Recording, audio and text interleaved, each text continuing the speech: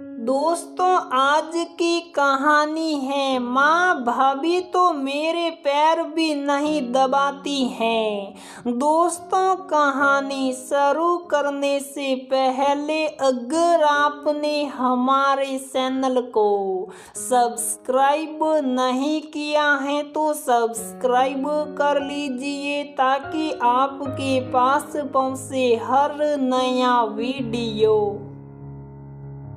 लाल गुलाबों से सजी धजी सफेद कार जैसे ही घर के सामने दरवाजे पर आकर रुकी। दरवाजे पर मौजूद बड़ी बुजुर्ग औरतें चिल्लाने लगी, अरे दुल्हन आ गई, जल्दी करो, लोटे का जल और दार जल्दी लेकर बाहर आ जाओ। सावित्री इधर कार के अंदर बैठी रिद्धिमा के मन में अपनी मॉडर्न ससुराल आने की खुशी हिसकोले मार रही थी। वो मन ही मन मुस्कुरा रही थी।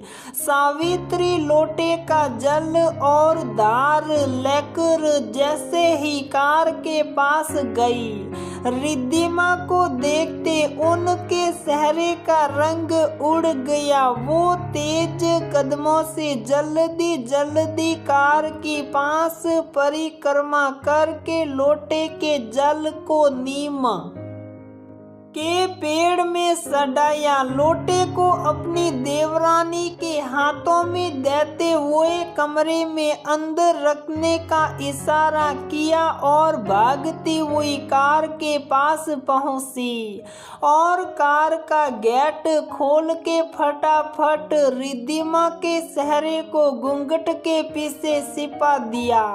सावित्री का रिद्धिमा से यूं घूंघट करना गले के नीचे नहीं उतरा। उसका मुस्कुराता चेहरा एक पल में मायूस हो गया। वो सोचने लगी कि ये लोग तो खुद को मॉडर्न सोच का कहते हैं, फिर से घूंघट कराने की क्या जरूरत आन पड़ी। तभी उसके कान में फुसफुसाते हुए सावित्री ने कहा, कोई कुछ भी कहे लेकिन ये घूंघट ऊपर नहीं होना चाहिए, मैं भी कहूँ तो भी नहीं।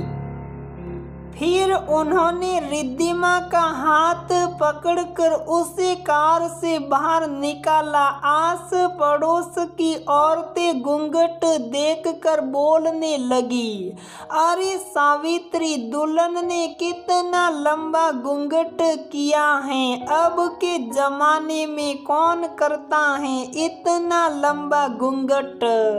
घूंघट को थोड़ा ऊपर कर दो। सावित्री ने मुस्कुराते हुए कहा, अरे मैं तो कब से बोल ही हूँ लेकिन ये मान ही नहीं रही। खैर जाने दो, अच्छा ही है। कम से कम मेरी बहू सारे नियम कायदे तो जानती है।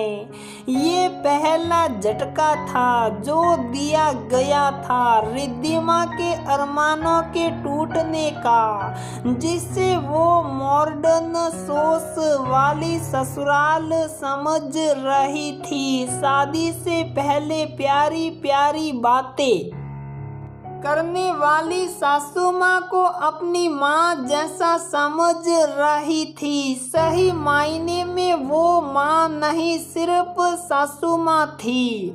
सभी रस्में पूरी हुई। रिद्धिमा को गृह प्रवेश कराया गया। अब बारी आई घर के बड़े बुजुर्गों के पैर सुनने के। रिद्धिमा ने मौजूद वहाँ सभी बड़े बुजुर्गों का आशीर्वाद लिया। रिद्धिमा घर की बड़ी बहू थी। उससे छोटी दो ननद और देवर थे। दोनों ननदों की शादी पहले ही कर दी गई थी। रिद्धिमा ने वहां मौजूद अपनी ननद के पैर नहीं छुए। रिद्धिमा को उसकी सास ने एक कमरे में बिठा दिया।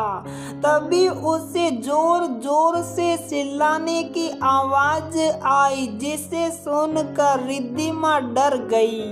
आवाज इतनी तेज थी कि उसके कमरे में सारी बात साफ साफ सुनाई दे रही थी। रिद्धिमा की छोटी ननद गुस्से में जोर जोर से चिल्ला रही थी। उसने अपनी माँ से कहा, भाभी को तक कोई नियम कायदा ही नहीं पता। सबके सामने हमारी बेइज्जती करके रख दी। अरे चुप हो जा, धीरे बोल वरना भाभी सुन लेगी। बड़ी ननद ने कहा, सुन लेगी तो सुन ले, मैं कौन सा किसी के बाप से डरने वाली हूँ। गुस्से के आवेश में छोटी ननद ने कहा, लेकिन माँ एक बात तो है, भाभी को तो हमारी इज्जत का ख्याल रखना ही चाहिए था। एक तो पहले ही उनके मायके वालों ने अच्छी खासी हमारी बेइज्जती करके रख दी। ना स्टैंडर्ड का खाना पीना, ना आव भगत, ना ही कोई सामान दिया। बेटी की शादी तो ऐसे की जैसे कोई बोझ उतार रहे हो। और तो और संस्कारी बेटी भी नहीं दी, जिसे ये तक नहीं पता कि ननद शायद छोटी ही या बड़ी, हमेशा उसका पद बड़ा ही होता है। ननद के भी पैर छूते हैं या तो महारानी बनकर घर में बैठी हैं। ननदों की बातें सुनकर उसे ऐसा लगा जैसे किसी ने जलते अंगार उसके कानों में डाल दिए हो। इतनी बातें सुनकर रिद्धिमा की आंखों से आंसू निकल आए। उसे अपने मायके की याद सताने लगी। वो मन ही मन सोचने लगी कि ये कैसे मॉडर्न लोग हैं, जिनकी सोच आज भी पुराने ख्यालों के हैं और खुद को मॉडर्न दिखाने का ढंग करते हैं। जैसे तैसे वो दिन बीता। अगले दिन रिद्धिमा नहा धोकर तैयार हुई और अपनी सास सावित्री के पास गई और उन्होंने कहा, बहू ऐसा करो, सब के पैर छुओ। सुबह सुबह पहले बड़ों का आशीर्वाद लेते हैं और इसकी शुरुआत तुम अपनी दोनों ननदों से करो। और हाँ, इस बात का खास ध्यान रखना कि दोनों ननदों का हमेशा पैर छूना, पैर दबाना और कभी भूल कर भी नाम मत लेना। तुम्हारी माँ ने ये सारी संस्कार की बातें नहीं बताई, सिखाई, इसलिए मैं बता रही हूँ। रिद्धिमा के मन हुआ कि पलट कर कहा दे कि जब यही सब करना था तो मॉडर्न सोच वाले बनने का दिखावा क्यों करना। मन मार कर उसने अपने कदम अपनी ननदों की तरफ बढ़ाया। देखा तो उनके चेहरे पर ऐसी मुस्कान थी जैसे उन्होंने कोई किला फतह किया हो।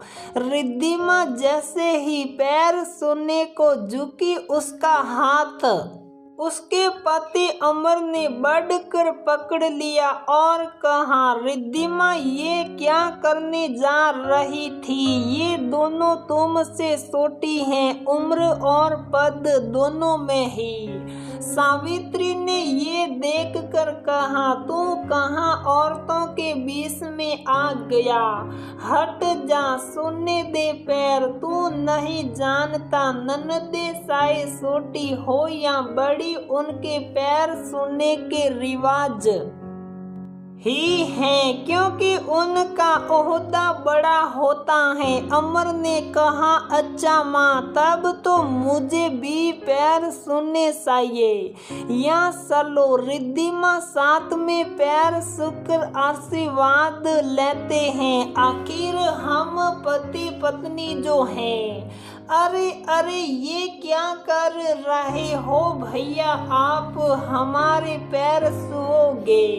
आप हमसे बड़े हो, हमें पाप लगेगा। आपको ये शोभा नहीं देता। दोनों ननदे शर्माते हुए एक सुर में बोल पड़ी, अच्छा तो फिर बड़ी भाभी से पैर छुआने में पाप नहीं लगेगा।